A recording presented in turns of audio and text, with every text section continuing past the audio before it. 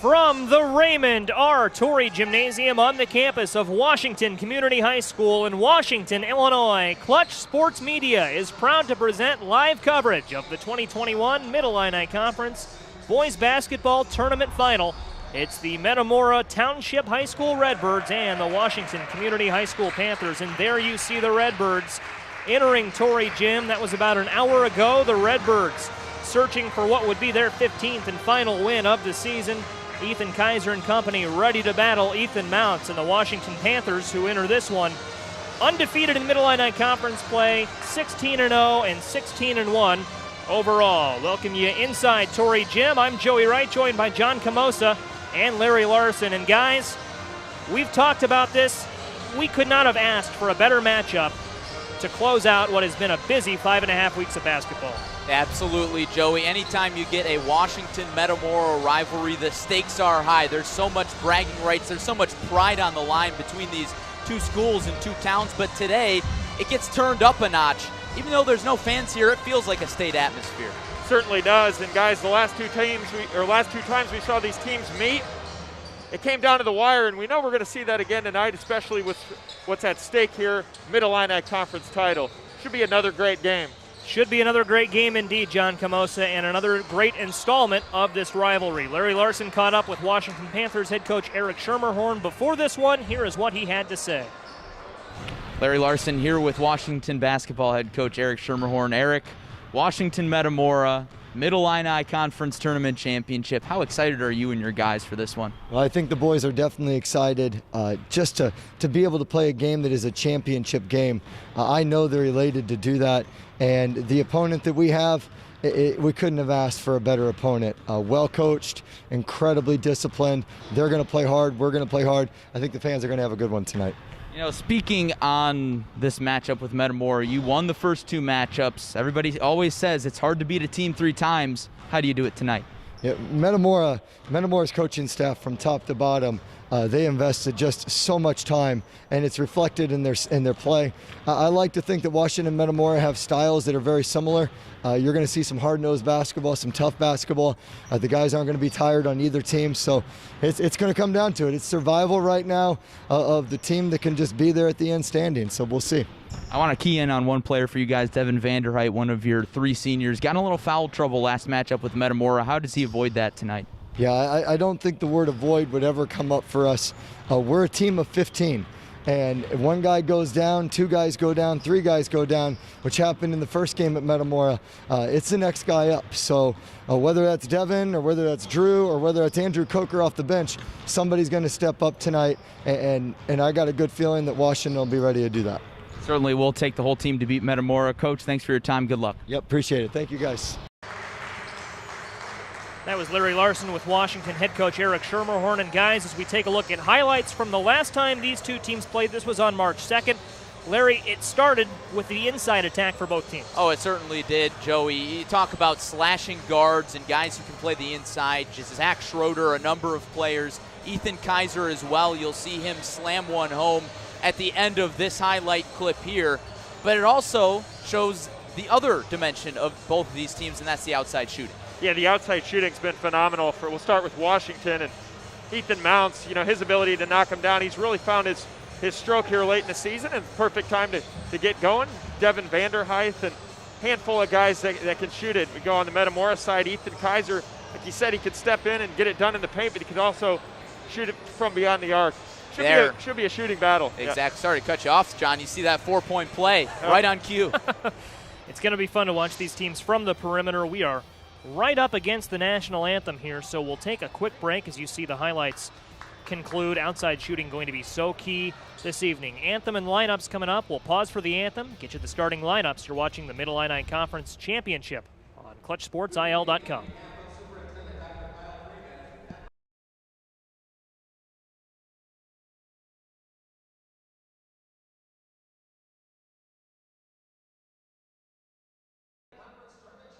Between the visiting Metamora Redbirds and your Washington Panthers.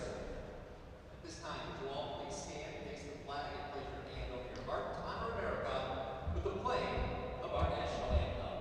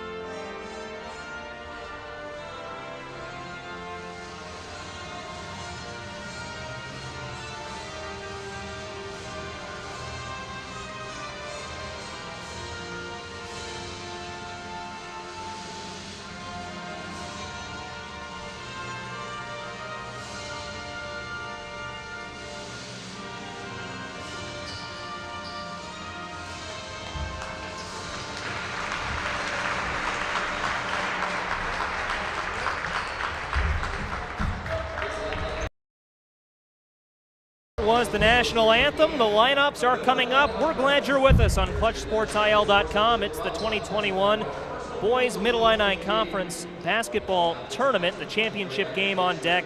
The tournament, a fun byproduct of this crazy season. It's going to be a lot of fun here as Clutch Sports Media winds down a 5.5-week schedule of basketball. Starting lineups are coming up. Before we get you our starting lineups, guys, we'll take a look at our key matchup tonight. We call it our key matchup. It's one of a couple of matchups we'll be zeroed in on. I want to look at the guard play, Zach Schroeder and Ethan Mountz. Yeah, Zach Schroeder, he's really a do-it-all player for the Redbirds. Like I said, he can knock down threes, he can drive, facilitate. Great defender. And you look at Ethan Mountz, his three-point ability. We talked about that earlier in the broadcast. He's really been knocking him down this season. Also, really, really good defender. Should be a fun matchup between those two. Yeah, Joey, just to capitalize on what John said there, Ethan Mountz, I think he hit 4 or 5 threes in these last two teams' matchups, and a lot of those came in the second half, so that defense, especially in the second half, is going to be key from Zach Schroeder. And for Ethan Mountz, of course, he hit 8 threes against Dunlap. Keys to the game we'll take a look at in a minute. First, we'll give you our starting lineups as you see our keys to the game on your screen. Metamora's starting lineup is going to be Luke DeFrance, Zach Schroeder, Ethan Kizer, Drew Tucker, and Tyson Swanson. And Washington's starting 5 will be Drew Lewis, Ethan Mountz, Isaac Mapson, Tyler Bass, and Devon Vanderheydt. And if you've watched any basketball on ClutchSportsIL.com this season, you know to focus on Devon Vanderheydt for Washington and Ethan Kizer for Metamora as well. That's another key matchup we'll take a look at tonight. Pardon. Yeah, that's right, Joey. And it's not just the size, it's the skill as well, because you see on paper, maybe they're listed as forwards on the roster, but both those guys have guard skills. And so that's where the defense comes in as well. Kaiser's got to be versatile on the defensive end, as does Vanderheydt. And one thing about this game, guys, that we're in here right now, you could feel the energy. We call it a Mid-Illini Conference Championship. Feels like a regional championship. A lot of fans here fired up, and one thing we saw Danny Greaves and Coach Eric Schumorn really getting their guys fired up before this game's about to start. You know that defensive energy is going to be there. It's going to be a physical game. In talking with the Washington Panthers coaching staff prior to this one, said it felt like not a Mid-Illini Conference championship game, but like a sectional championship game. These two teams kind of knew before this season that that would have been where they ran into each other if it was a normal year. We're underway. Metamora has the ball in hand, and Drew Tucker will start things off, gives it off to Kizer. Joey, we're going to see a lot of this patient offense from Metamora, and they like to spread it out and kind of open up the lane. Look for a guard to slash on this opening possession. One thing to note with Metamora's starting 5, all of these starters shooting at least 38% from three-point land. It's a team that can shoot. Washington, as you can see, guarding the perimeter well. Kizer tries to take it in, forces a little bit of contact, goes over to Swanson. And Swanson drives, can't quite score. And a jump ball, that'll be our first one of the game. Comes 39 seconds into the game, and it will favor the Panthers.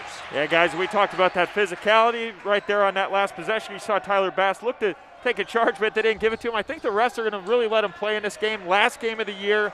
Expect an all-out battle between both teams. Mountz bringing it ahead for the Panthers, and now it's Drew Lewis. Lewis back to Bass. This is the first time the Panthers have possessed the ball tonight. Down low in Mapson. And Isaac Mapson, a player that Metamora is going to have to keep an eye on down low. Do a good job of that right there. Can't focus too much on any one player on this Washington side. As Bass takes a 3 and drops it in, and Tyler Bass starts off the scoring with a Washington 3. Big early lead for the Panthers, guys.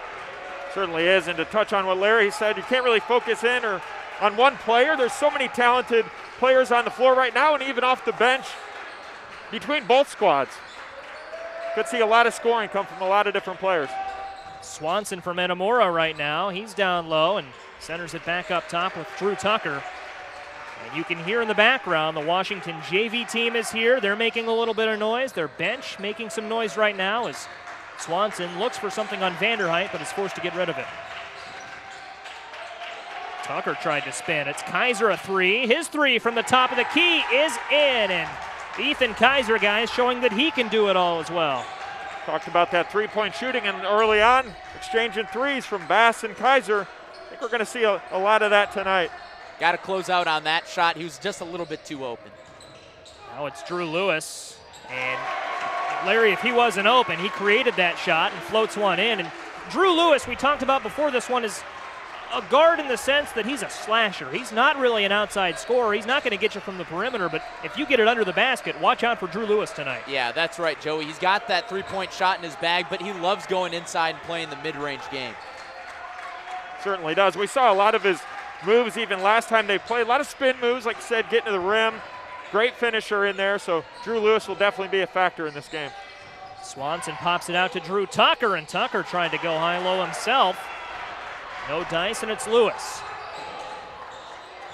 Lewis has 2 of Washington's 5 points. Vanderheydt wants 3 of his own. Yes, sir. Devon Vanderheydt with a big 3. Joey, before the game, Devon Vanderheydt was tweeting about how it was his final game in Torrey Gymnasium. He wants to go out with a win very badly. He's also still playing for a college look, so he's going to have a big game tonight. Whistle blown. That'll be a foul away from the ball. 3 of our 4 baskets have been on made threes. 2 for Washington, 1 for Metamora, and this is a senior-heavy Panthers lineup with Ethan Mountz, Tyler Bass, and Devon Vanderheydt.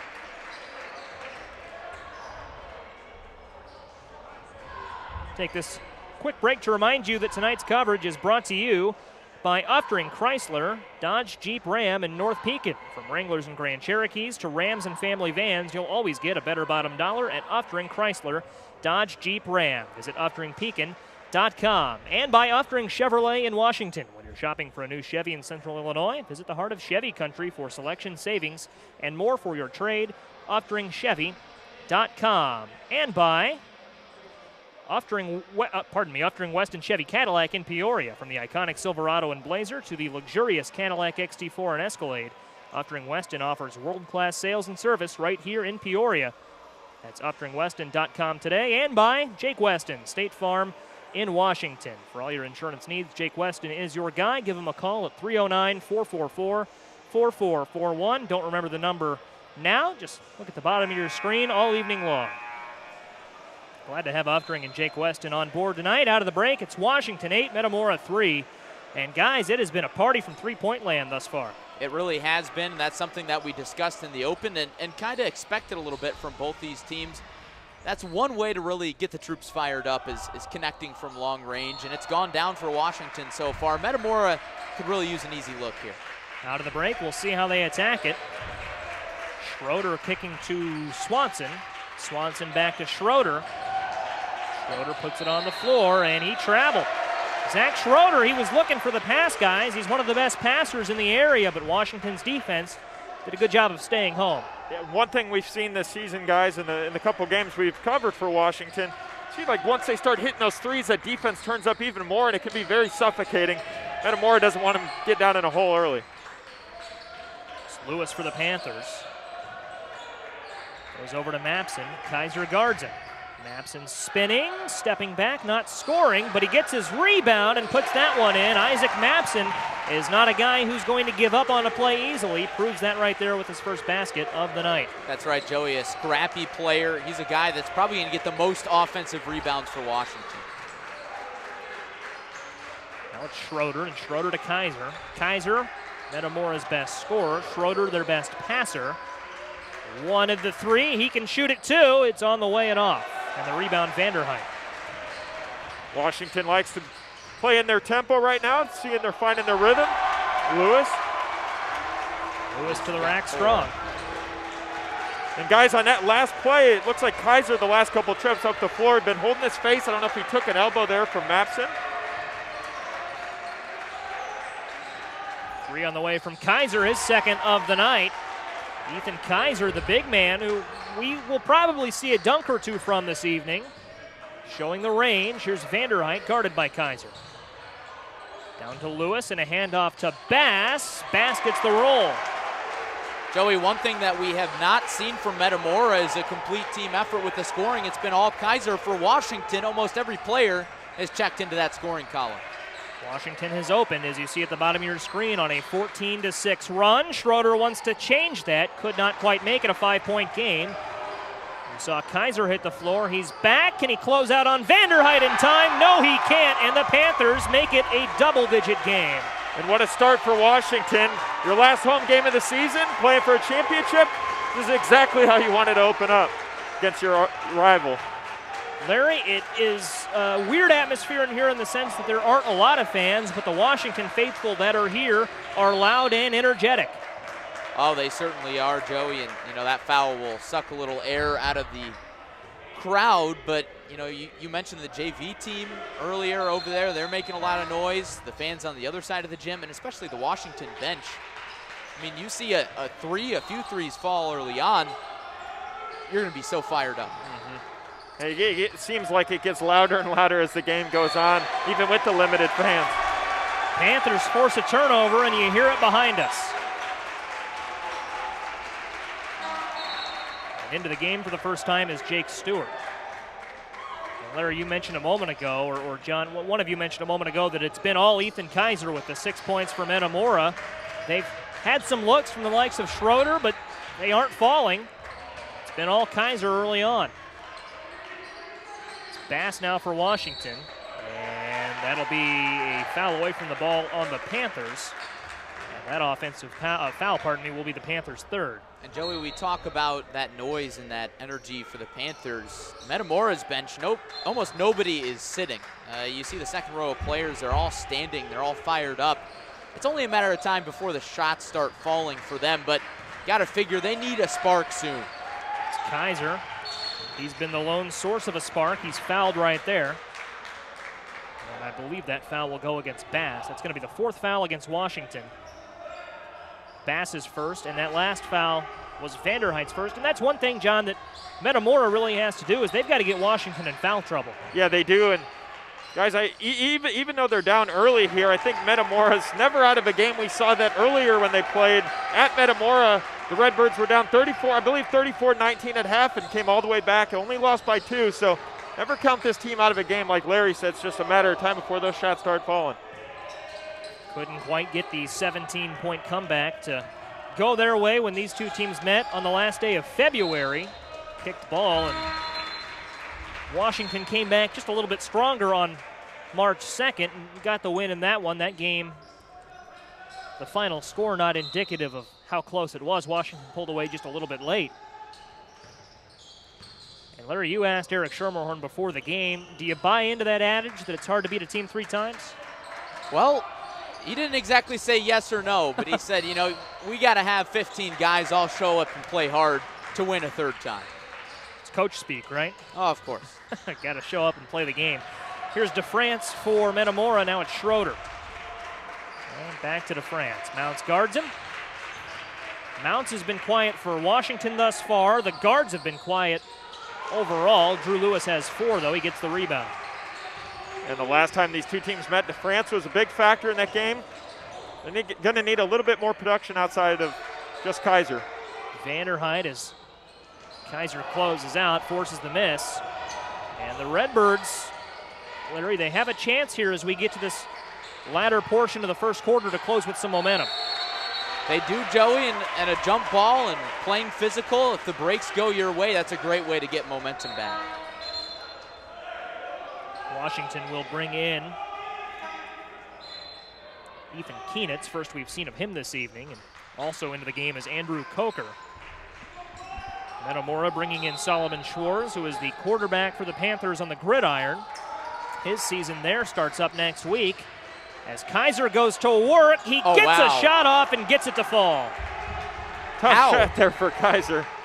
Even doubled off on him, still throws up the circus shot. He's capable of doing that. All around great scorer.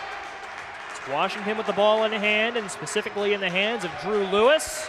Just north of 10 seconds left. Looks like Washington will hold it. Schwartz the closest Redbird. Lewis lost it, and that'll stay with the Panthers.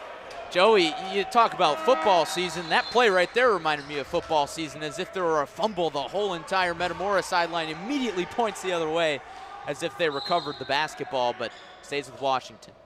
Washington to inbound, 4 on the clock in the hands of number 4, Lewis. Lewis to Bass, his 3 on the way, and it won't beat the buzzer. And that's how the first quarter will end. Washington 17, Metamora 10. A 7-point game that has felt like a good one for Washington in the early going. And we'll take this quarter break to remind you that tonight's coverage is brought to you by Uftring Chrysler Dodge Jeep Ram in North Pekin. From Wranglers and Grand Cherokees to Rams and family vans, you'll always get a better bottom dollar at Uftring Chrysler Dodge Jeep Ram. UfteringPekin.com.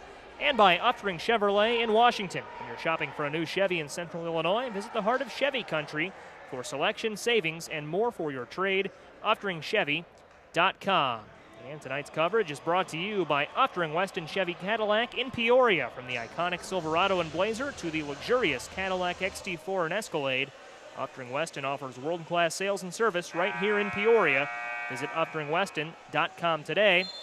And by Jake Weston State Farm in Washington, Illinois. For all of your insurance needs, give Jake Weston a call, 309-444-4441. Like a good neighbor, State Farm is there. 8 minutes on the clock for the second quarter of action. Joey Wright, Larry Larson, John Camosa, and the entire Clutch Sports Media team. Matt Harrington, John Michael, Evan Johnson, Francisco Alonso, and Josh Schwab. Guys, it's Washington starting off the second quarter. We'll see how Washington opens up the second quarter. Like you said, great start in the first. See if they can add on to that lead. Vanderheydt tried to do it, couldn't do it. Mapson, another one of those offensive rebounds Larry talked about earlier. Didn't get that one to fall, but out of bounds, and it looked like it was last touched by Swanson or Kizer.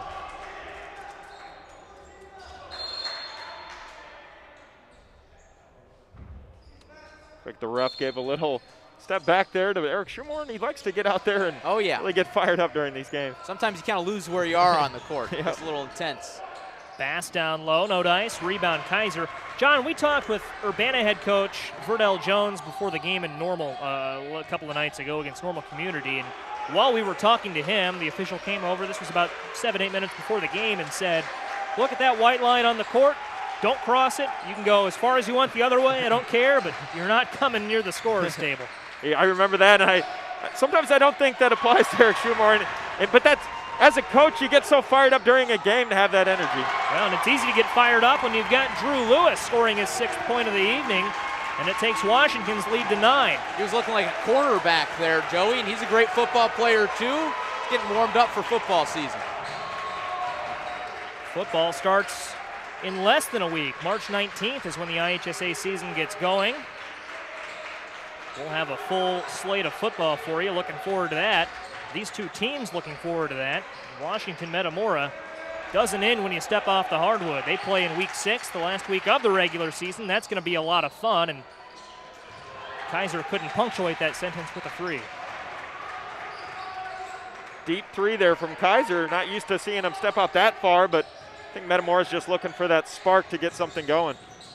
Lewis was looking for Mountz, but it was off the foot, I think, of Luke DeFrance, and thus it rolls harmlessly out of bounds. Quick recap on scoring. Metamora is led by 8 points, all but 2 of their points coming from Ethan Kizer. Washington a little more balanced, 6 from Lewis and 6 from Vanderheydt. It is Lewis and Mapson. Mapson sees Swanson in front of him. Now Lewis, a free throw off, and a rebound for Bass. Here's a guy we have not seen take a shot yet. Ethan Mountz, he's a shot creator. I'm surprised he didn't take that 3. Exactly where I was going next, Larry. And remember, he made 8 threes against Dunlap earlier this season, and we were in the house for that one. A great performance. See if he can create a look. He's guarded by DeFrance. Finds Mapson. Mapson calls out the offense. Here's Bass. See Metamora really turning up that defensive pressure, not giving Washington anything inside or outside. Now it's in the hands of Mountz. Mountz will take a 3. His first of the night is in, and Ethan Mountz makes it a double-digit game again, and Danny Greaves wants a 30-second timeout. Right on cue. He must have heard us.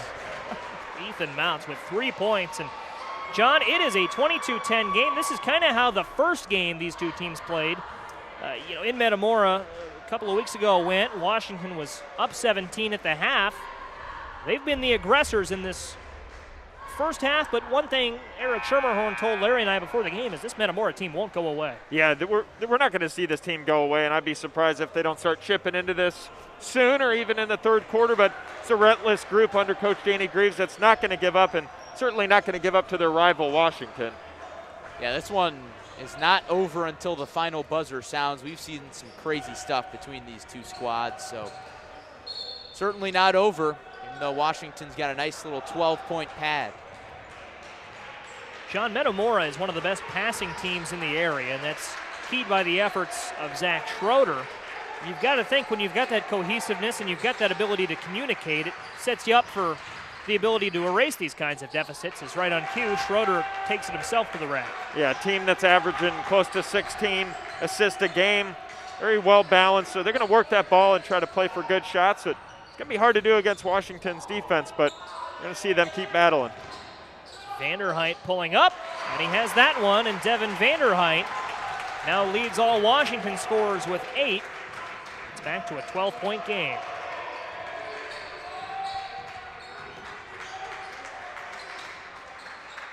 Schwartz and now Swanson. And I'm curious to see, guys, if they keep going back to Ethan Kizer. Kizer's still with 8 points. He won't take this shot. That shot off from McAllister. Or pardon me, from Swanson. And Isaac Mapson's going to make him pay. A big 3 for Mapson. Talk about how good Mapson is inside with his rebounding and second chance efforts, but he's not afraid to shoot it either. Seen him hit a lot of threes this year as well. Isaac Mapson now with 5. It's DeFrance for Metamora, and he will pull up a deep 3 on the way and almost got it to fall. And luckily for Metamora, Schwartz was there to corral the rebound. Joey, Metamora's been forced to take so many of those shots, whether they're deep or right on the line. They have not gone inside much. Kick to the corner, and Schroeder, 3, just off.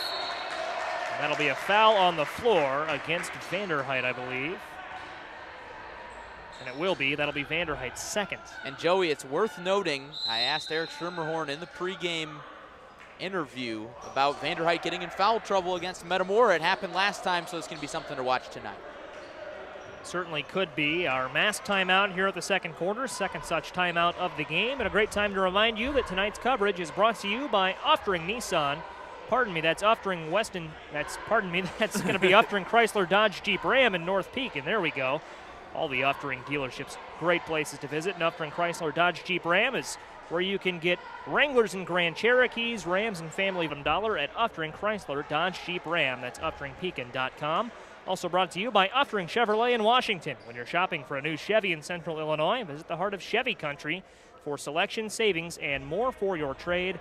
UfteringChevy.com, and by Uftring Weston Chevy Cadillac in Peoria, from the iconic Silverado and Blazer to the luxurious Cadillac XT4 and Escalade. Uftring Weston offers world-class sales and service right here in Peoria. Visit UfteringWeston.com today. And, of course, Jake Weston State Farm in Washington. For all of your insurance needs, call Jake Weston at 309-444-4441. Guys, that break took a little longer to get those reads in. Had to think a couple of additional Uftring dealers in there. And right on cue, Schroeder, a drive to the rack. No dice, and here's Washington again. Now it's Mountz. Mountz hit his first 3 of the evening on his first shot a moment ago.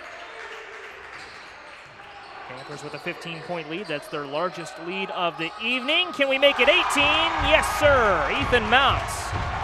Talked about that outside shooting game earlier before the game started, and Washington really dialed in from 3, and when they get going, Joey, it's a tough team to stop. Kizer for Metamora, and now Drew Tucker. Redbirds have dug themselves out of a similar slump earlier this season. Tucker off, couple of players hit the floor. Here's Lewis, contact, and that'll be a block. I'll call that one against Tucker, and guys, now we can really start drawing the comparisons to that February 28th matchup. Metamora was down 17 at the halftime break. Didn't come back to get the win, but they gave themselves a great chance. They ultimately only fell by 2. I believe that was a 56-54 final. Yeah, and Ethan Kizer missed a buzzer beater in that one, so you never know. Fade had gone just A little bit the other way, Metamora would have split this series 1-1.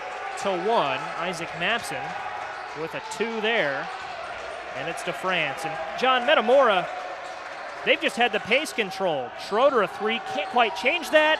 Rebound, Swanson, no, and Metamora, they've been close. And see if they can capitalize here. For every miss, it seems like Washington comes down and scoring on their end, and got to see if Metamora can try to put a halt to this because Washington's scoring at will right now. See if they can break the 20-point mark. It's Mountz, he'll pull up for 3. Not quite 21, but a Mapson rebound. It's up and make it 20. Ethan Kizer did all he could, but all he could wasn't quite good enough. Such great awareness by Mapson. He knew exactly where both those defenders were, and he released that shot at the perfect moment, high off the glass and in. And he knows he has to go up against a tall Ethan Kizer. He's letting those shots fall. Like Larry said, he's floating them up there, and they're kissing off the glass. Larry, it looks like Metamora, they keep trying for those threes. They've gotten a lot with Schroeder. That's who that pass was intended to. Just haven't been able to connect. Yeah, well, Schroeder has been wide open on a number of shots, and he's missed them all. 3 coming from DeFrance. That is in against all odds. Back to 17, and what a shot that was from the 5'8 junior. Washington, and for good reason, here's Schroeder. Schroeder on a fast break, lays it in. Back to a 15-point game, and Metamora is attacking.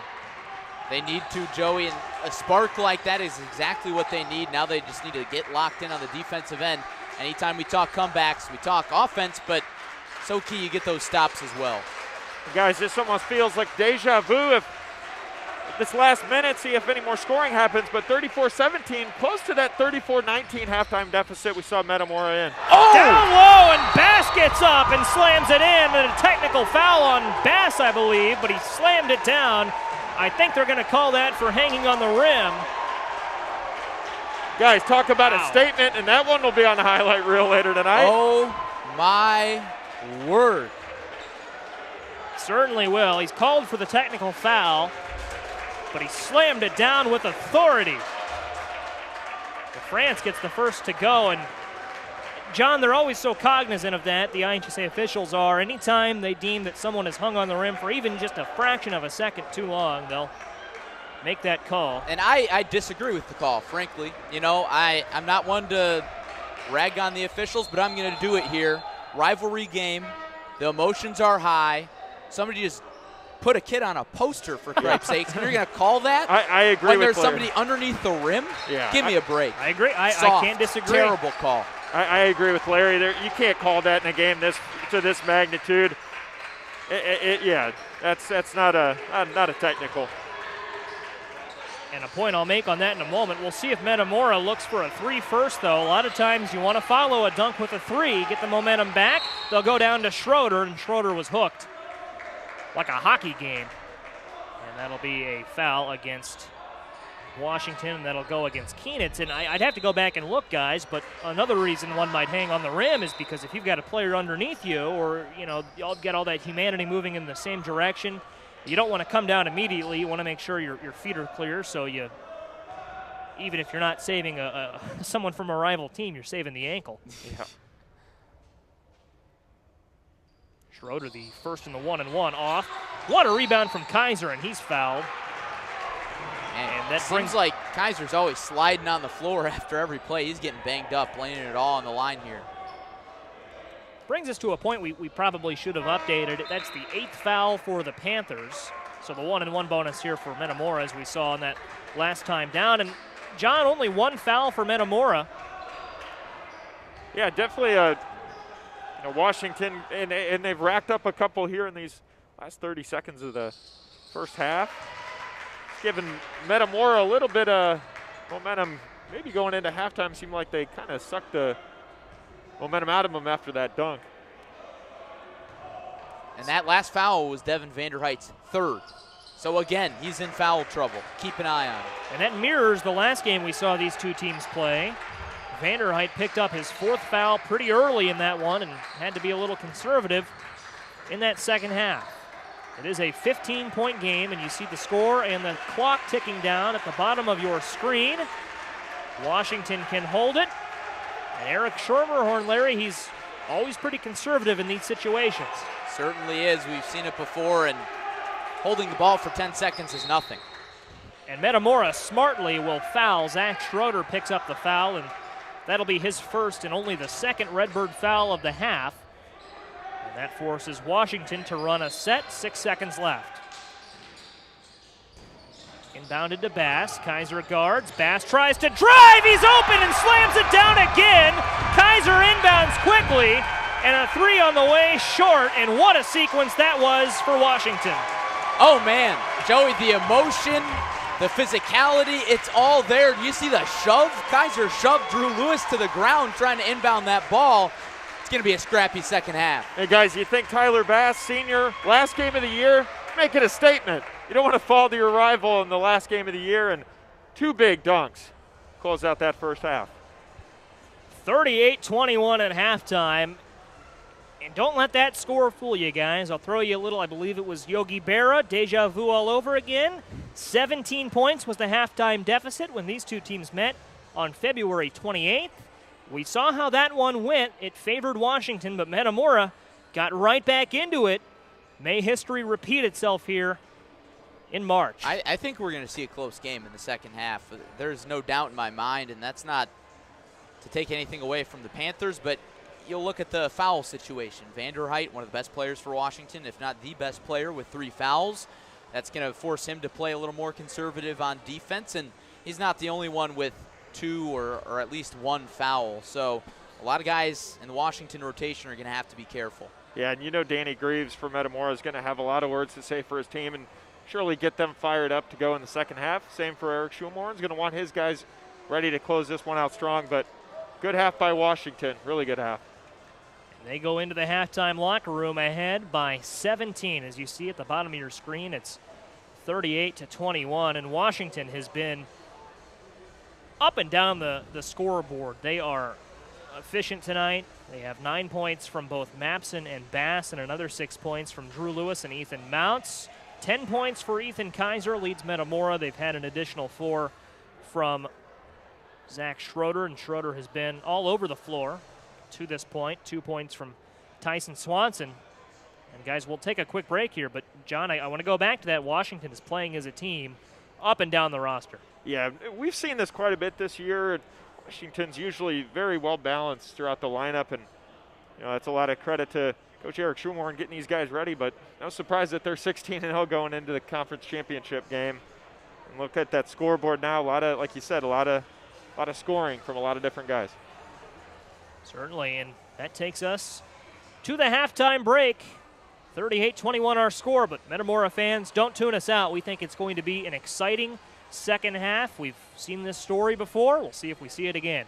Joey Wright, Larry Larson, Matt Harrington, John Michael, Evan Johnson, Josh Schwab, and Francisco Alonso, the whole Clutch Sports Media team, are coming back in a couple of minutes. This is Mid-Illini Conference basketball on CSN.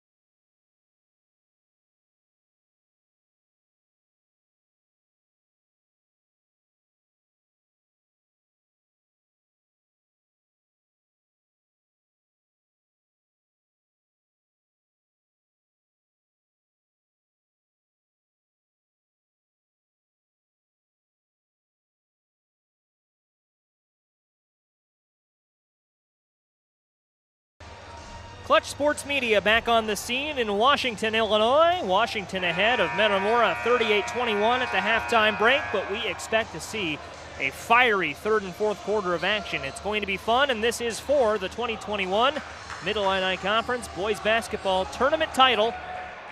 Tournament, of course, a new advent this season with all of the COVID changes and everything, of course, that the pandemic has forced us to change. We've got a good one here as Ethan Kizer can't quite start the three with a basket for Metamora. And if you are just joining us, Ethan Kizer, John Camosa, was such a big part of Metamora's offense in the first half. For a while, it seemed as though he was the only part. Yeah, and in this second half, Metamora's going to want to get some other guys going to stay in this game with Washington. Going to see if they can do it here. Should be a jump ball here, and they will call that. It's our third tie-up of the game. And that will favor Washington as we switch sides here for the second half. And as we mentioned before the halftime break, Metamora has been down by this exact margin before to this exact same team in Washington. First time these two teams played this season. They nearly erased that deficit in the second half, but fell just a little bit short. Washington won that 56-54. Vanderheydt will get called for the jump. They'll call that a jump ball. I'm surprised by that, Joey, but either way, it goes back to Metamora, but for the Redbirds, I'm a little upset by that call.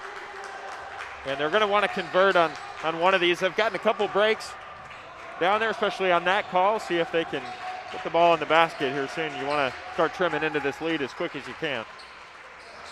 After the tie-up, it's Schroeder. Schroeder going down low to Swanson. Swanson over Lewis. And Larry Larson, that's exactly what Metamora needed to see happen. And preserve their 16-0 season. Potentially, Morton could have hold on and won that game. But Drew Lewis, like you said, so instrumental on the defensive end and offensive end. So quick down the floor, and credit him really getting that transition going for Washington.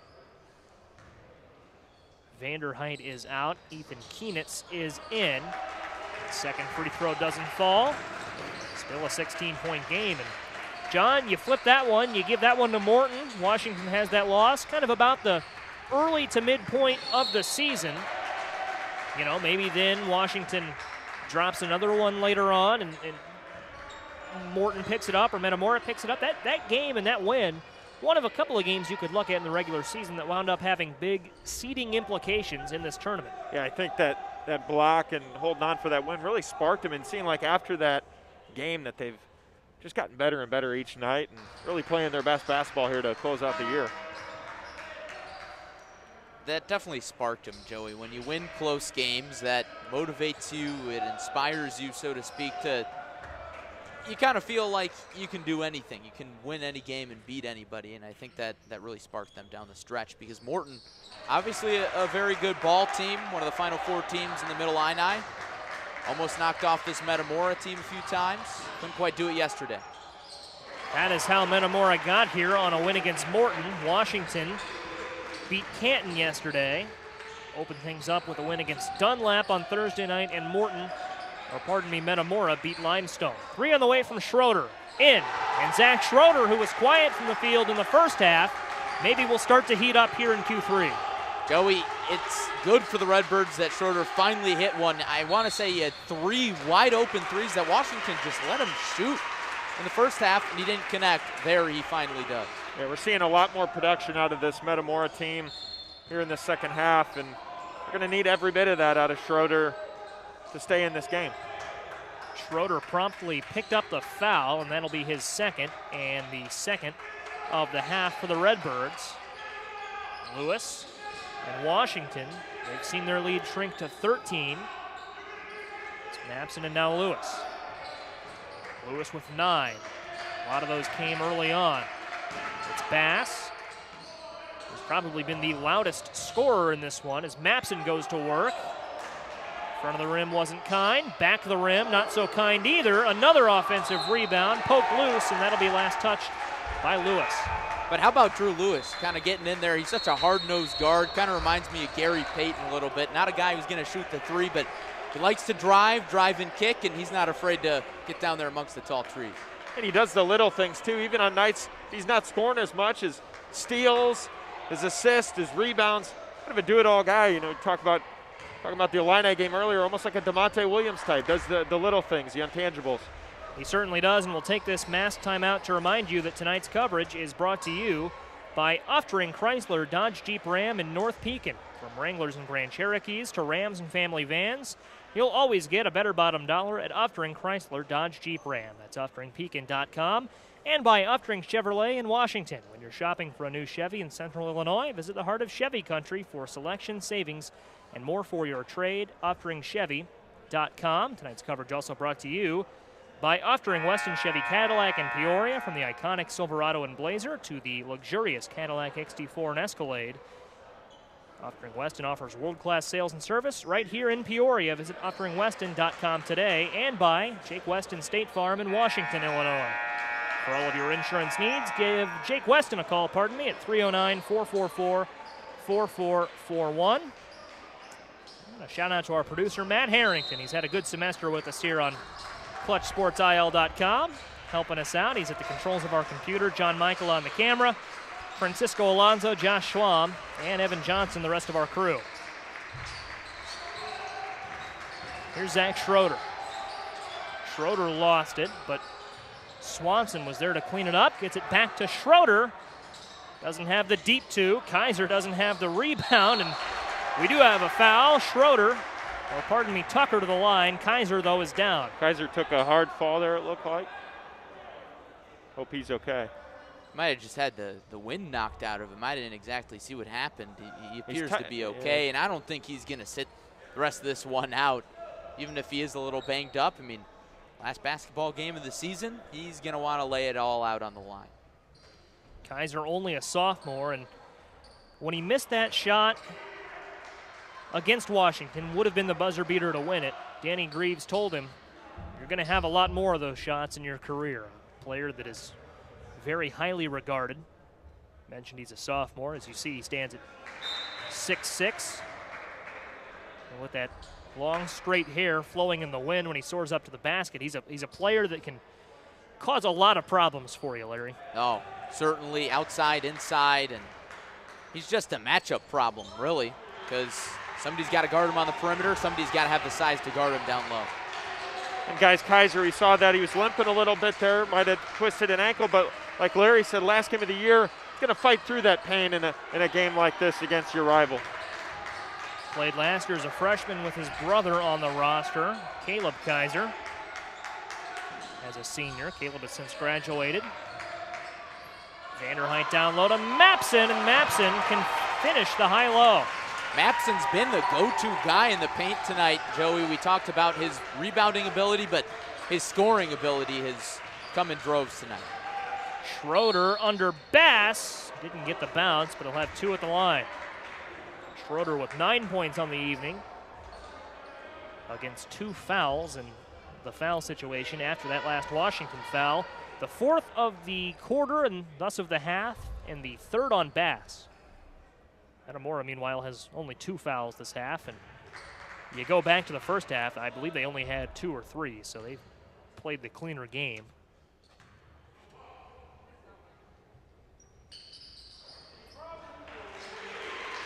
Free throw off, and here is Washington and Vanderheydt. That lead is starting to get cut down a little bit, Joey, but we're getting to the point of the game where the clock's going to start working against Metamora. Obviously, plenty of time left in this 3rd quarter, but if Washington can keep pouring in the buckets and getting stops here and there, Metamora might be out of luck. Yeah, going off Larry, you know, like you said, the clock playing against you. You get to that 4th quarter, you still got that double-digit lead. Washington has no problem slowing this game way down and playing with that clock. Lewis repelled. Schroeder, good defense there. Larry, is there a mark you want to have this deficit at if you're Metamora? Say, 10 points by the end of the quarter, whatever it may be? I would say single digits. Whether that's 9 or 8, what have you, that would be huge. They have a chance to cut it to 10 right here. Swanson wanted the 3, gets it back to Tucker. Tucker guarded by DeFrance, and we'll have a foul. No, a shoe timeout. That was Mapson's shoe that came off. Whoops. Got to lace him up a little better than that. We saw when Kizer went down a moment ago, he was tying his shoe as he was getting up. Maybe that was a kind of a convenient excuse to let him get his bearings. But I guarantee you Kizer's got that shoe on good, and he needed it there as he came soaring in. And that'll be a Washington foul. And you can hear the crowd not very happy about that. You see Mapson's reaction when Bass was kind of questioning what the foul was, as if to say, hey, settle down. But that's Bass's 4th foul. Well, that's another Washington player in foul trouble. Now both him and Vanderheydt are on the bench. I don't know what that call was about. I really don't. Eric Schumerhorn pretty fired up on that one, disagreed with that call. Could be a pivotal call. Kizer gathers it back up and finds Schroeder. Washington faithful not happy. Here's Schroeder down low. He's fouled.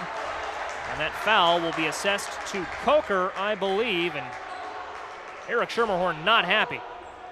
Ref telling him right there, no more, no more. I don't think Washington wants to get assessed a technical here late in the 3rd quarter. It's the last thing you want, but the frustration is mounting for Washington in terms of the fouls and the lack of scoring these last few minutes, and now the buzzer sounds in the middle of an inbounds pass, so not entirely sure what that was about. We saw that the other day. We Big did. 12 tournament. We did. That kind of threw, I want to say, Manuel off. It threw Manuel off as they were trying to run the last play of the game. They had to go the length of the floor in about a second and a half, and Metamora didn't have nearly that distance to drive. That's Drew Tucker. If I was the official clock keeper, I would have blown the horn and said, everyone settle down. And now Washington wants to take a timeout, probably to settle down, and it'll be a full timeout, Larry. It will, and I think that's a good call, Joey. You see that lead down to 11 points. I think undoubtedly momentum is in the hands of the Redbirds. Yeah, it is, and you can see Eric Schumerhorn still talking to the ref about that ensuing play. Guy's definitely not happy with the officials right now, and it's kind of given that momentum, like Larry said, back to Metamora, a chance for them to potentially cut that lead down. And if you see inside the Metamora huddle, Ethan Kizer's getting his ankle taped up. That's what I was trying to point out to you guys, and his shoe is off right now. Great camera work by Jonathan Michael to pick it up. That's trying to get it wrapped up in the timeout. So Kizer, he's in some pain. He's hobbled a little bit, but he's not going to come out of this game. And how about a do-it-all coach? Also playing as a trainer, Danny Greaves sitting there taping his foot up for his player. We saw in the girls tournament, the semifinal round last night, Washington defeated Dunlap, an upset win, and Claire McDougal went down with what appeared to be an ankle injury in that one for the Panthers. Washington was able to get the shorthanded win. Washington fell to Morton tonight in the Mid-Illini Conference title game, 49-44. In overtime. In overtime, yes, no less. So Morton a winner on the other side of the bracket. Still got about 10 minutes until we crown a champion in this one. It's Lewis. Hand off to Keenans. Back up top to Vanderheydt. Kizer sold out, and that let Vanderheydt pass to the basket. Great take there from Vanderheydt. That's big. He's got to be careful on those, but he saw he didn't have anybody in front of him, so it was a great take. Kizer, fresh off having his ankle taped up, is fouled, and that'll be the foul that puts us in the bonus. The 7th foul against Washington. And the guilty party will be Isaac Mapson. That's Isaac Mapson's 4th foul. So Larry, oh boy, we go up and down the Washington roster. It's almost exactly the situation they found themselves in the second time these two teams played. This right is here, worse. yeah. This is worse, undoubtedly. This could really play to their advantage. It was really Vanderheydt last time and maybe one other player, but now it's up and down the roster. 4 fouls on Mapson and Tyler Bass and 3 on Vanderheydt. Eric Schumerhorn told us kind of before the season started, has a really deep team and a lot of players that can make an impact. Test that depth here. Drew Lewis to Vanderheydt. Vanderheydt goes up, turns around, tipped out, almost like volleyball from Kizer. Sets up a Redbirds possession. Here's Tucker, a 3, off, rebound Vanderheydt, and Vanderheydt tying up with Schroeder. Metamora wanted a jump ball, and Washington says, no, that was a foul. But the physicality there, Vanderheydt and Schroeder going at it. I think either team wants to lose this game. Expect them to lay it all out on the line here. It is a 13-point game that Larry feels a little bit closer because Washington is hobbled a little bit by fouls. Metamora has played a decent third quarter. They haven't been able to cut a ton into that lead, but you can tell they're not quite as flat as they were in the first. Lewis tries to slam it down. Couldn't do it, but it's cleaned up. Did Lewis score that basket himself? He did. Oh, my. That would have been the dunk of the year. Would have gone over someone, and Schroeder tries to get to the basket. And Metamora first called a timeout. Guys, and if that would have went down, if he would have had an extra inch on that dunk, this place would have really exploded with crowd noise. Would have been playing basketball outside without a roof. Well, and what impresses me about that is it looked to me like, and it was scored as such, that he scored that basket after missing the dunk. Well, he did. He snared his own rebound right off after the miss because he was right there at point-blank range.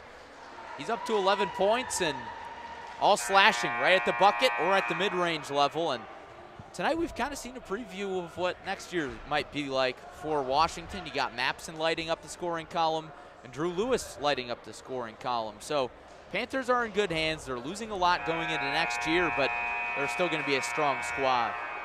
And Joey, one thing to watch here, Braden Vanderheydt, the younger brother of Devon, checked into the game now, the freshman.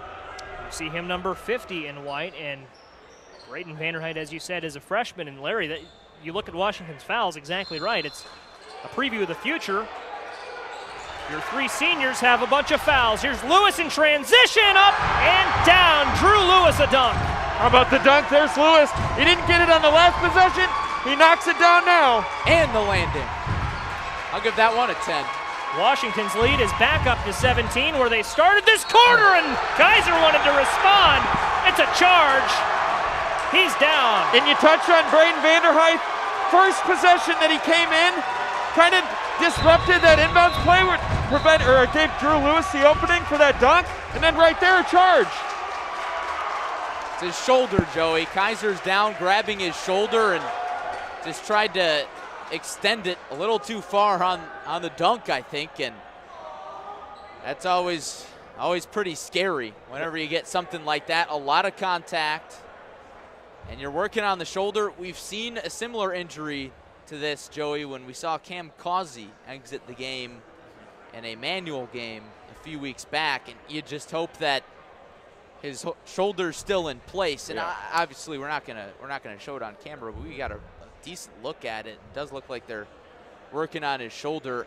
Oh boy, that's scary. A lot of contact on that play. And guys, kind of, a flashback for me, being at the TOC a couple of years back when Zion Williamson played here. Another really scary injury under that basket. One of the players actually suffered a seizure right underneath. So not a good spot to fall. And like Larry said, Cam Causey kind of dislocated his shoulder there, but thankfully he came back. We've seen him play, and you just hope that Kizer's all right here. And now he's going to have to come out of the game. Yeah, the refs are waving the players off the court here, saying give him space. So it's hopefully not too serious. Yeah, and Kizer he's sitting up now, and you saw the players return to the floor there, and Kizer's helped up. He'll walk off the floor. Of course, we don't show that out of respect for Kizer, but fear not, it's nothing. And you do see him walking off now. It was never anything. It's nothing graphic extremely severe, but he's hurt, man. Yeah. He's hurt bad, and anytime you get something with your shoulder as well, I mean, that's so key for a guy like him. He's using it to block out. He's using it to slash. So it'll be interesting to see if he comes back in this game. And now Metamora is extremely short-handed. He's almost always on the floor for them.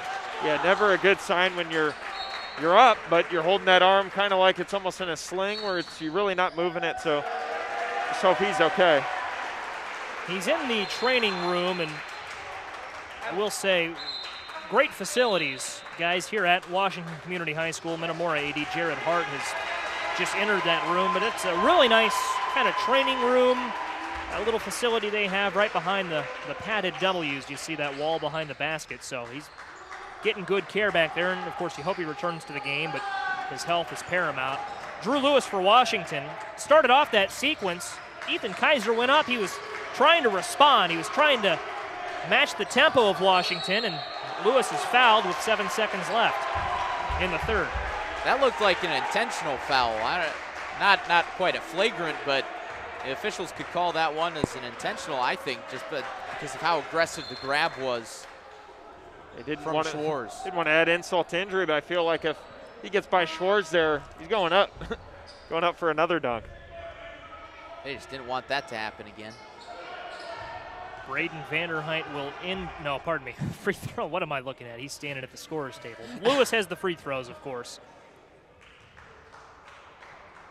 And his first is up. They called that on the shot, and he hits it. So 7 seconds left here off the free throw. It is an 18-point game, as you see at the bottom of your screen.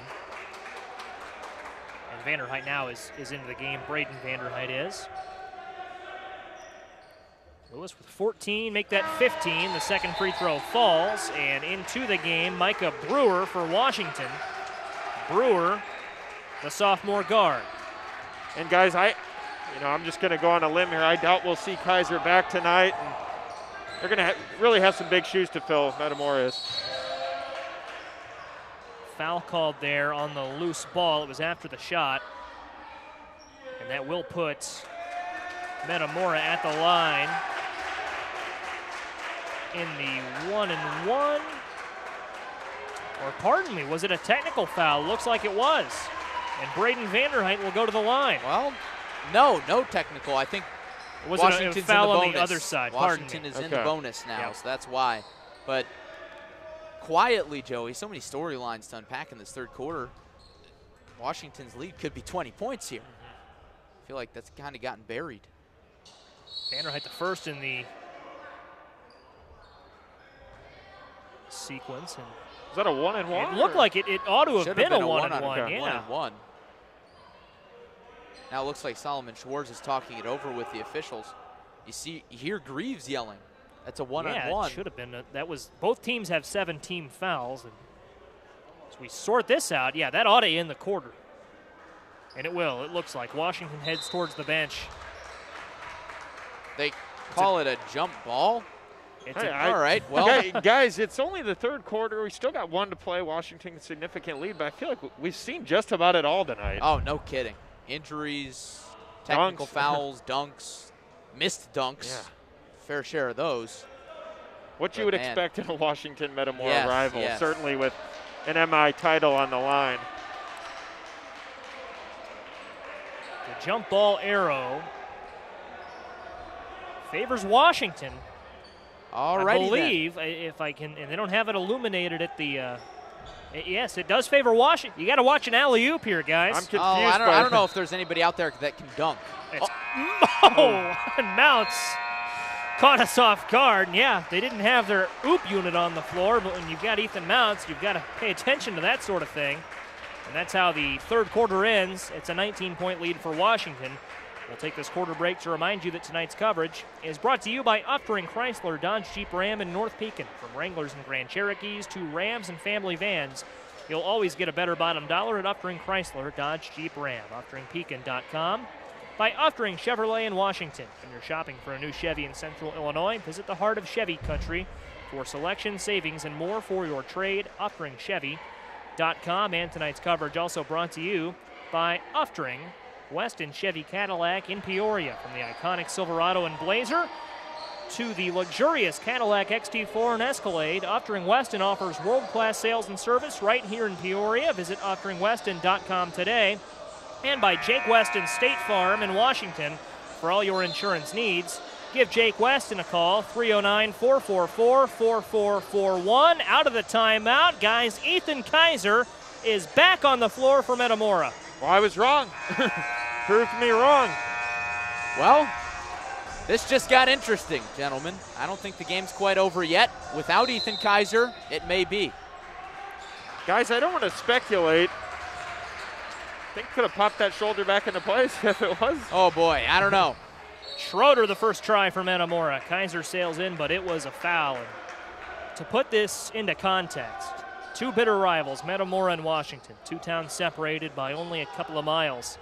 These towns don't like each other. These teams don't like each other. What an effort this would be if Ethan Kizer can return from an injury and lead the Redbirds back from a 19-point deficit in only a quarter. First free throw from Schroeder is in. Guys, it won't just be the Ethan Kizer show, though. He's going to need a team effort, and that's going to start with guys like Schroeder, like Tucker, like Michael Zobrist, who is into the game for the first time this evening. And Joey, if they're going to, this is the time. You got Vanderheydt with 3 fouls, Tyler Bass and Isaac Mapson both on the bench. Metamora is really going to mount a comeback. They're going to have to do it right now. Strike while the iron is hot, or when the iron is in foul trouble. Here's Coker. Ah, yes, the old adage. Yes, just how they wrote it up. Here's Lewis. Coker. Andrew Coker is in for Washington. Lewis, a nice find. Devon Vanderheydt, a nice finish. As a couple of players hit the floor, Kizer and Lewis. Redbirds will have to respond quickly. Schwartz passed up the 3. Goes to Kizer. Kizer finds Zobrist. Zobrist a pop back up top to Tucker. And Kizer. He wants a 3. He's guarded by Lewis. His 3 short. And a foul will be called on Andrew Coker, I believe. And indeed it will be a foul on Coker as Zobrist chased down the rebound. And both teams already in the bonus, so, get comfortable, folks. We're going to be here a while. 9 fouls on Washington, 7 for Metamora. Zobrist at the charity stripe. 1 and 1 is in. And this is the last time we will see Zobrist at the free throw line.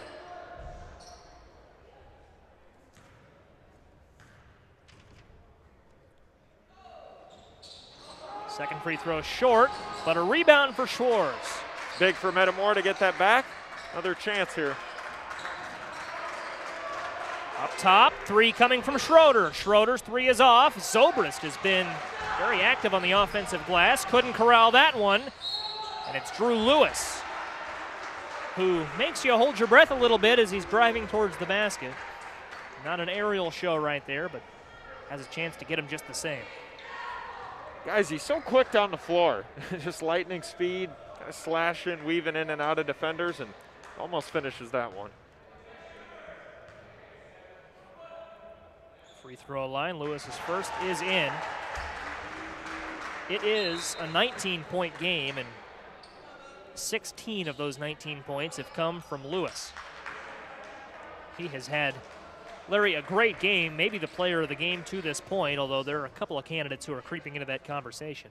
I mean, Lewis is just not only in the scoring column, but just perhaps in the morale department. He's just been so much fun to watch. Electric, really. Player that Washington's certainly going to love having back next year. And one for Schroeder. Right on cue, Schroeder answers. And that'll be a big and one. He'll, of course, try to finish at the stripe. That foul was on Ethan Kizer. Kizer is second. Metamora will be in the double bonus the rest of the way through. Schroeder, money on the free throw. He has 15, a quiet 15. He's had a good second half. Really has, Joey, and they're going to need more of the scoring from him, especially from deep range. The Redbirds want to creep back into it. Lewis, he's guarded by Tucker. Gets to Vanderheydt. Vanderheydt up and under. What a pass by Lewis, and what a reverse finish by Vanderheydt.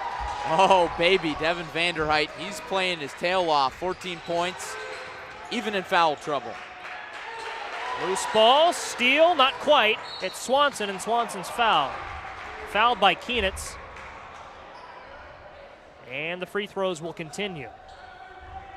And now, with as many fouls as we've seen, you've got to look at a couple of these players in foul trouble. Look at the 5 on the floor for Washington.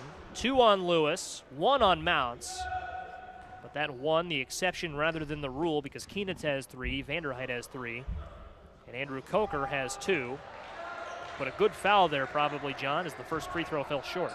Yeah, I'd have to agree there, Joey. And Metamora really trying all they can to cut into this lead, but it seems like for every basket made, Washington's got an answer on the other end. It's Tyson Swanson at the line, and Metamora is a team that doesn't foul a lot. They play a pretty clean brand of basketball. They have 8 fouls this half. They didn't foul a lot in the first. Poked loose by Tucker, but Kizer was right there. Lewis tries, but a foul before he drove in. And that one will go on Tucker. Tucker's second, team's ninth. The thing that I was kind of watching there was Kizer was getting set up to take a charge. You got to respect the grit, man. He's injured his ankle, injured his shoulder. He's still ready to step in and get blown up if need be. He's been through the ringer, and it's a testament to the stakes of this Mid-Illini Conference tournament final.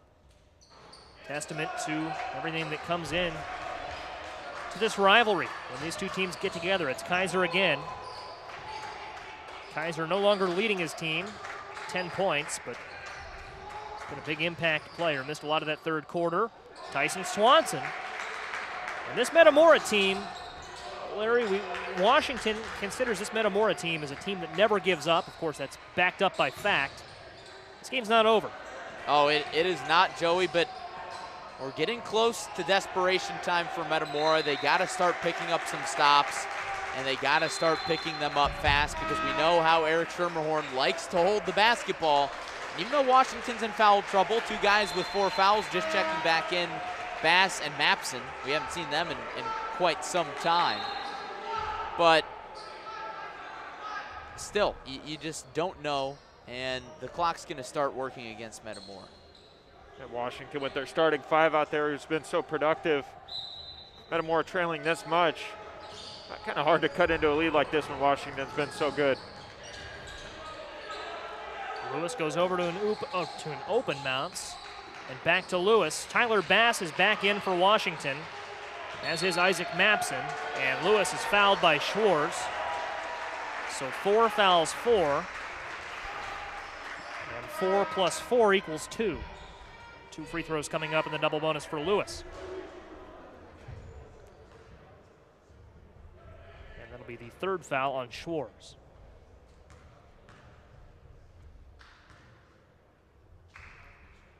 Joey, I don't know if that was an intentional foul. Perhaps Schwartz was trying to reach in a little bit too far. But I think it's too early to start playing the foul game, especially when both teams are in the double bonus. It's just not what you want to do. And Zobrist slams his hand on his chair as he heads to the bench. And I can't blame him. Certainly frustrating. And not only is this your last game of the year, if Washington can hold on, you end it losing to your rival, which Metamora leave a wouldn't want bitter to do. taste in your mouth. And the thing is with this Metamora team, almost everybody comes back except Zobrist. So it's got to be frustrating for the senior and the 2 seniors on the roster. Nice move from Schwartz. Nice find, and Schroeder couldn't finish, but Metamora will maintain. And yeah, you've got to figure as much as Metamora is going to fight in these last 4 minutes and 38 seconds, it's going to be tough. Takes us to our final mask timeout of the game, and we'll use this break to remind you that tonight's coverage is brought to you by Uftring Chrysler, Dodge, Jeep, Ram in North Pekin. From Wranglers and Grand Cherokees to Rams and family vans, you'll always get a better bottom dollar at Uftring Chrysler, Dodge, Jeep, Ram. UfteringPekin.com. By Uftring Chevrolet in Washington. When you're shopping for a new Chevy in Central Illinois, visit the heart of Chevy country for selection, savings, and more for your trade. UfteringChevy.com. And tonight's coverage is also brought to you by Uftring Weston Chevy Cadillac in Peoria. From the iconic Silverado and Blazer to the luxurious Cadillac XT4 and Escalade, Uftring Weston offers world-class sales and service right here in Peoria. Visit UfteringWeston.com today. And by Jake Weston State Farm in Washington, Illinois. For all of your insurance needs, call Jake Weston at 309-444-4441. Jake Weston and Uftring, proud partners of Clutch Sports Media, Mid-Illini Conference, and Washington Athletics for Jake Weston specifically. Uftring, a proud supporter of high school athletics all around the area. Glad to have them on board this season. And for all the seasons to come. Football starting in 6 days. Oh, yeah. We are sure ready. It went by in a hurry. Gonna say, how about this to potentially end the game? Devon Vanderheydt and Braden on the floor at the same time. Haven't seen a lot of that this year. It's a good way to close out the season. Got your freshman younger brother and Devin getting a chance to play with him. We've heard plenty of stories about those two in practice from Eric Schermerhorn, you know, going at it, taking charges, getting in fist fights with each other. Not talking on the car ride home. Standard brother stuff.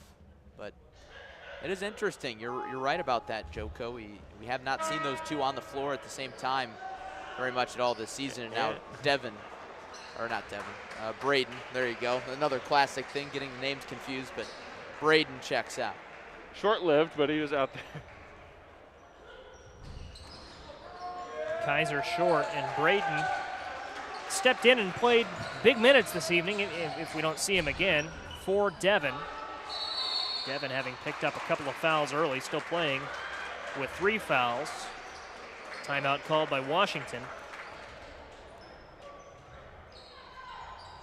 And that'll take us to another stoppage here, 4:25 to go. And Joey, as this game starts to enter the closing stages after the media timeout at the under 5, you think about the Panthers and their seniors and the group that they would have had competing at the state level this year. You can't help but shake your head a little bit. I mean, I think this team is one that certainly could have made a deep run to Champaign.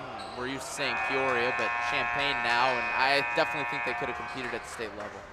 Yeah, especially late in the postseason. Really, a lot of those games rely on defense. As good as Washington is, you know, it wouldn't be a surprise if they made it down there. Or definitely a super sectional at least. You saw there a moment ago, guys, the Washington Panthers cheer squad and the Pantherettes brought home a state championship earlier today.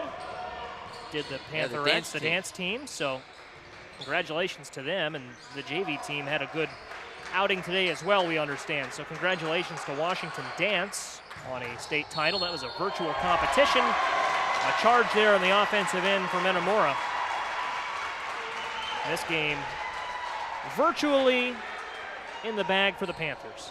And I think Metamora can sense that now, and be really hard to get back in this game.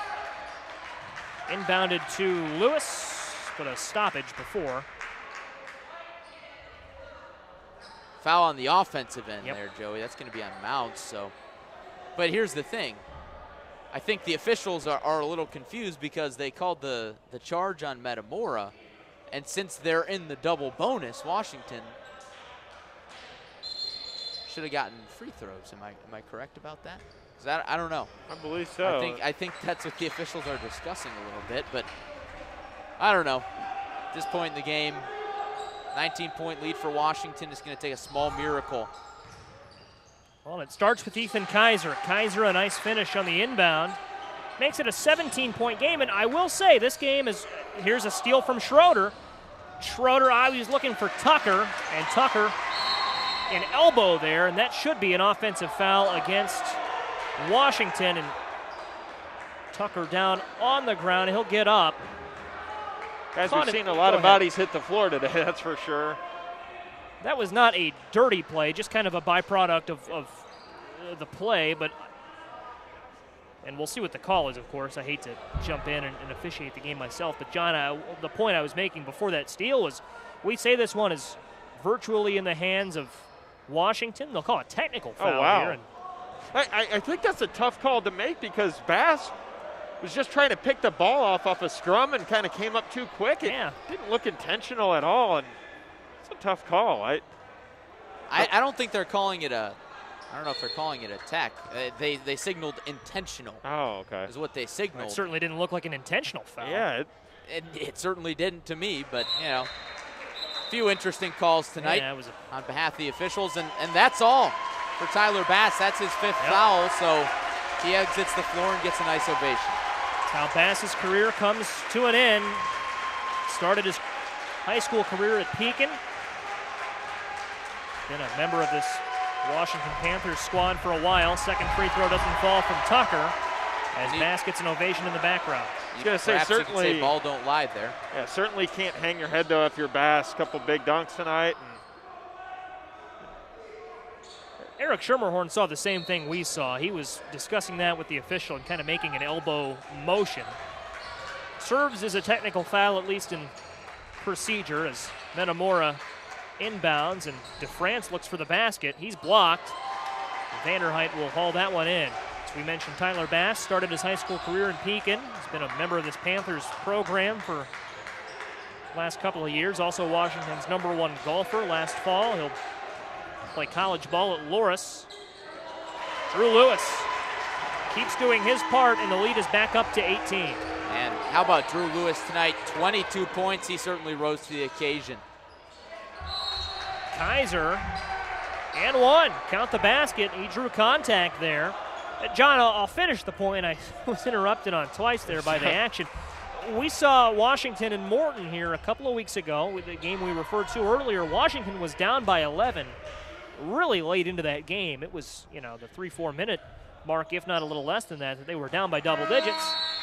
This game maybe kind of has that feel. It's been a very compelling game for the deficit in this fourth quarter. So, as we say, Washington kind of has the upper hand. It's still not over. And it's going to start with that full court pressure for Metamora. You can see him in that set, but quick foul there, and Washington potentially the chance to kind of put this one away at the line, Joey. If it were a different team, I'd be comfortable saying this game is over, but not with Metamora. We perhaps wrote them off a few minutes ago, but certainly looking at the talent on their roster, especially the three-point shooting talent, I think they've got the chops to come back. But like you said, John, if those fouls continue to pile up and they continue to send Washington to the line, it's going to be next to impossible. Yeah, Washington, a really good free throw shooting team, so you put them at the line there. Nine times out of 10, they're going to knock them down. Mapson comes out for Washington. Keenitz will come in, and Metamora, of course, down 17 here. If they have a miracle left, they've got to go now. But what a season it's been for both of these teams. Washington, of course, undefeated in Mid-Illini Conference play and 16-1 overall. Swanson, a three, is off. And Lewis, the rebound. And every empty possession, the more the chances. Oh, my. Oh. I had to stop there to kind of marvel at the dribbling display, but every empty possession kind of decreases the chances for Metamora just a little bit more. Yeah, Larry, and as that clock starts to wind down even more, shots like that in the corner from Tucker, you need those to start falling, and when they don't, we talk about going to the line, and there's Washington again, their leading scorer, sitting at the line for two. That's all she wrote for Tyson Swanson. He comes out after 5 fouls, one of a couple of players we've seen foul out as Lewis in a quiet gym sinks the first. I don't know what Drew Lewis' season high is, but he's got to be approaching it, and he sure picked a good game to do it. Certainly did. Makes his total 6 times his number, 24 points for Washington's #4, Drew Lewis. Kizer, a nice find to DeFrance. DeFrance has the 3 in the corner, and Danny Greaves quickly calls a timeout, one of the 30-second variety. Back down to 16 with just north of 2:40 remaining. That's kind of been where the deficit has been pretty much all game, guys. We saw a close game in the first quarter, but after that, Washington just really surged ahead, took control. Not really anybody in particular on Metamora's fault, but Panthers just played so well, and you could even argue they played a little too physical on defense because they got in foul trouble, but Eric Schermerhorn has managed it so well, and it's really remarkable that they've been able to maintain this double-digit lead for the entirety of the second half, considering that Vanderheydt had 3 fouls at the half, Mapson had 3 fouls at the half, Bass had 3 fouls at the half. Those well over half your starting lineup right there. So has been very impressive, to say the least. I think a lot of that had to do with the opening. I mean, think about Washington, how hot they started this game. Going up double digits early, really didn't slow down at all. And we talked about that the last time these two teams met, Metamora being down 34-19 at half. But they were at home. You kind of feed off this home energy Washington's got, and it's really tough to come back in a game like that. And then we've talked about the dunks throughout the night. How about Drew Lewis dropping a man there? We've seen a lot of stuff like that to keep the momentum down for the Redbirds. Mountz tried to end the game right there with the 3. Didn't get it. And Lewis will slow it down. Mapson couldn't quite get the handle on that one. Panthers still playing with a measure of intensity here as it's in the hands of Jake Stewart. Stewart, a sophomore who is having his name called for the first time this evening. Vanderheydt and Lewis, and Washington, you can tell, has no intention of finishing this possession with a regular shot. Lewis wanted the dunk but was blocked. Far from a regular shot there. Bold of him. Blocked there as Vanderheydt hits the floor.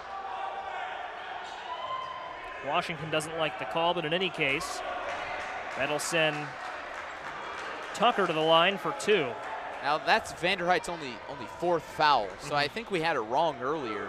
We thought he was called for his 4th at some point in the 3rd quarter, but he's been playing with 3 here, so that gives him a little more wiggle room and the opportunity to finish his career here at Washington without fouling out. Tucker sinks his first. And even for Tyler Bass, who finished his Washington career by fouling out earlier. What a career these players have had, what a season they've had.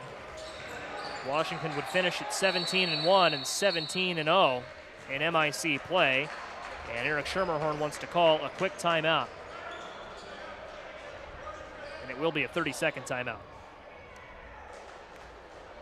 I think he's just going to try to draw up some press breaking plays and ways to avert the Metamora foul effort here. I'm not sure when that effort's going to stop, but at this point, the game is well in hand, and it's going to be interesting to see the end of the game. And I'm sure Washington is ready to celebrate. They sweep the titles this year, regular season title.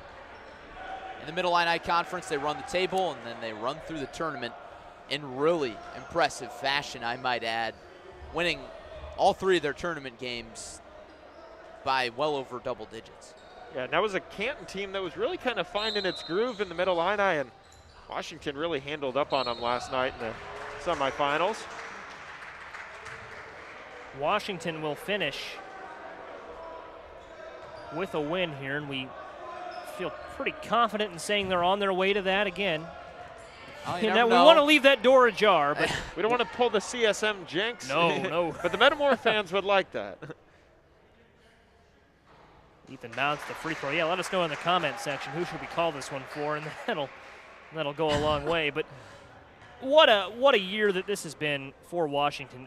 Remarkable here in the sense that with a win or loss, they will have played 18 games in a season that started on February 2nd. Incredible, the volume of basketball both these teams have packed into a little over a month, about 5.5 weeks. And now you can kind of feel it, guys. Washington's going to just slow it down. They can get it up the court. Metamora would finish 14-4, and Washington will use another timeout here. Ahead by 16, minute 23 to play. And it's been, guys, an emotional season. It's been a season of obviously a lot of hard work, a lot of grit, and a lot of grind, and we've seen some very emotional senior days over the last couple of weeks here. Washington, of course, sending out the likes of Mountz, Bass, and Vanderheydt. Metamora, a very young team, but this will be the final appearance for Michael Zobrist and Devin Dunn. Luke McAllister, I believe, was a senior as well.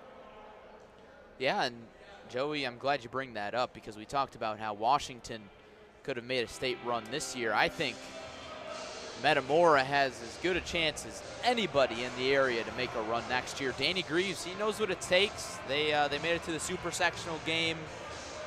I want to say, what was that, 2015, John? Sounds about right, yeah. 15 or 14 in that neighborhood. Controversial call in that game. And needless to say, I'm sure Metamora fans don't want us to bring that up, especially tonight. Insult to injury, I suppose. But regardless, I mean, you got Ethan Kizer for 2 more seasons. You got a great young core of talent, and then you look behind the players that are on varsity this year. They had a freshman team that ran the table in the Mid-Illini Conference this year and won the entire regular season and the conference tournament.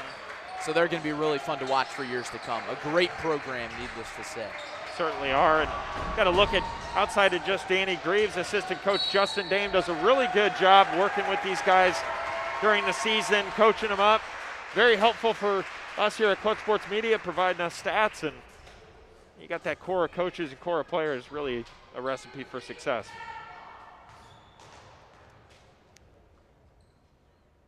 Mountz, a senior at the line, misses his first. And then for Washington, what a season it's been. Eric Schermerhorn has done a marvelous job with this program, of course, took over for the late Kevin Brown. And John, we've talked about this same thing in the couple of Washington games we've done this season, has really continued that culture, and the intensity that Washington plays with. It didn't start with Eric Schermerhorn, it started with Coach Brown. Yeah, it certainly did. Kevin Brown really instilled that winning nature here at Washington. Just coached his guys to always be tough in battle, and really passed it down here to Eric Schermerhorn. And this Washington team's going to wrap up a perfect season, and what a season it's been. I will say, we've talked about how Washington's been undefeated in the conference. That they do have one loss, and John, you were there to see it against PND.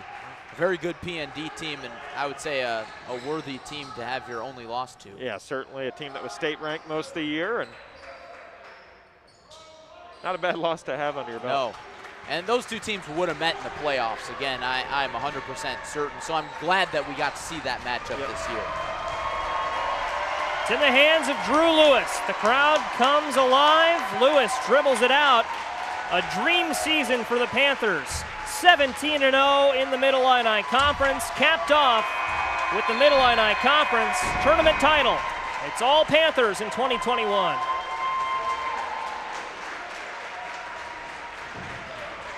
Great season for Washington, and Metamora kind of looks on. They'll have that bitter taste in their mouth and give them even more motivation going into next year. For Washington, motivation for next year going into picking up where you left off.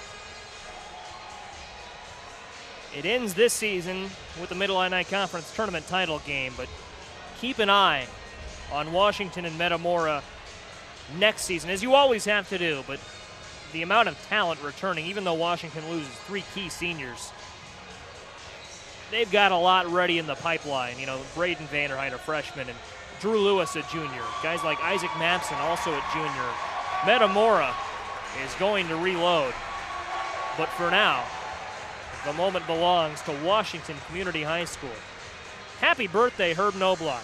Yeah. Picked up a state championship this afternoon and caps off an undefeated Mid-Illini Conference season with the tournament championship tonight. Knobloch, Washington's athletic director. And the celebration is on. You see Eric Schermerhorn huddling with the guys at half court. What a great shot that is. He's fired up, and 2 seniors both getting interviewed at the same time. Tyler Bass, Devon Vanderheydt, both with huge games. Looks like they're gonna wait for Vanderheydt here to be done, and what fun this is. You know, it feels definitely like a little bit of a title celebration, as it should. Well deserved. Guys, it almost makes you feel like, when's the plaque coming out? It does have that regional championship or sectional championship feel to it, but Washington sure fired up after that one, and what a way to end the season.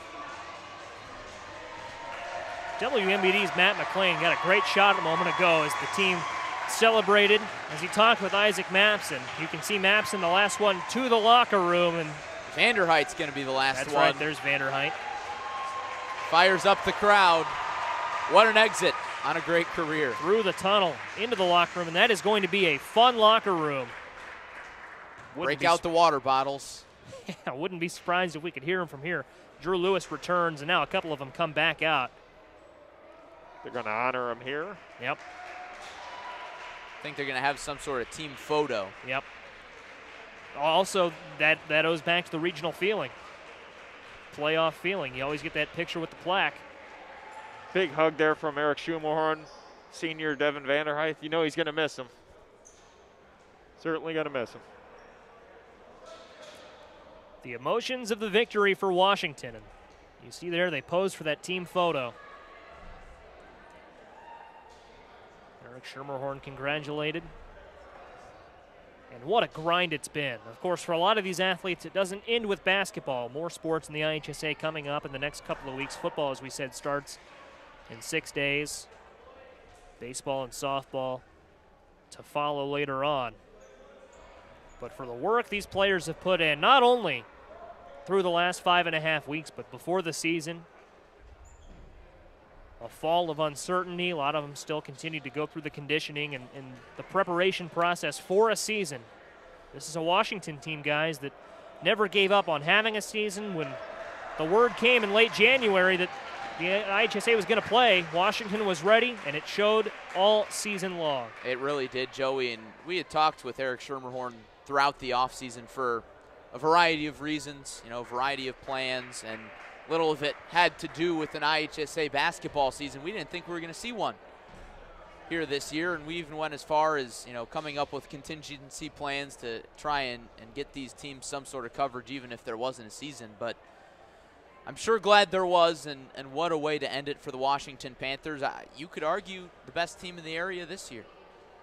I think there's a great case to be made. Washington will finish this abbreviated season with a record that doesn't really look all that abbreviated. 18 games, 17 of them were wins. Only one of them was a loss. That one lost to PND, not a conference loss. So they finish 17-0 in the MIC, and we can hear that locker room celebration from here. We are as far away from that locker room as you can be at the Torrey Gym. And John, when we look at Metamora, didn't get the result they wanted tonight, a 69-52 final, but a team that competed, a team that will finish 14-4 on the year. A team that, as we said, will be back. They're going to reload. It's going to be, I think, even better squad next year, but didn't get the result they wanted tonight, but still a great season to look back on. Yeah, a team that really never gives up. You could see the heart in them, even playing to the final buzzer, really leaving it all on the floor, and that's credit to Danny Greaves, what he's done with these kids. But, yeah, that's a Metamora team that's going to continue to battle going into next year and returning a big core there. They're going to be a lot of fun to watch. Joey, we talked, and John as well, we've talked about how Ethan Kizer developed from last year to this year. I can only imagine what type of leap he's going to take from this year into next year when we get a full season of Ethan Kizer. Oh, my goodness. And then you get the college coaches starting to come to games his junior year, and when fans are in the stands, I think we're all kind of ready to see that. Oh, definitely. Hard to believe he's still got 2 years, and can't imagine Ethan Kizer as a senior. Yes, oh gosh. He's already highly regarded nationally as a sophomore this year, as you guys say. It's going to be really interesting to keep an eye on his development as the Redbirds move into next season. But as we close out a 2021 season of basketball on ClutchSportsIL.com, it's the Washington Panthers who celebrate now a dream season, capped off by the result that all of the Mid-Illini Conference's 8 teams came into it chasing. 17-1, a regular season title and the tournament title. And that's where we'll leave it for our coverage of basketball, that is, for this spring. It's been an incredible couple of weeks. We can say spring because here we are in March, but it didn't really get started until February. And we have a great team of a lot of great people around us. I look around, Matt Harrington, John Michael, Francisco Alonso, Evan Johnson, Josh Schwab, and everyone who has helped out outside of the company to make this couple of weeks a reality. Really could not have been possible without a lot of help. Guys, your final thoughts as we close up not only this one, but 5.5 weeks of a marathon. Well, I'm sure glad it happened. That's my first thought. I'm glad for all of the ADs. I'm grateful for all the ADs, the coaches, the players who continued to wait around for a season, and then it finally happened.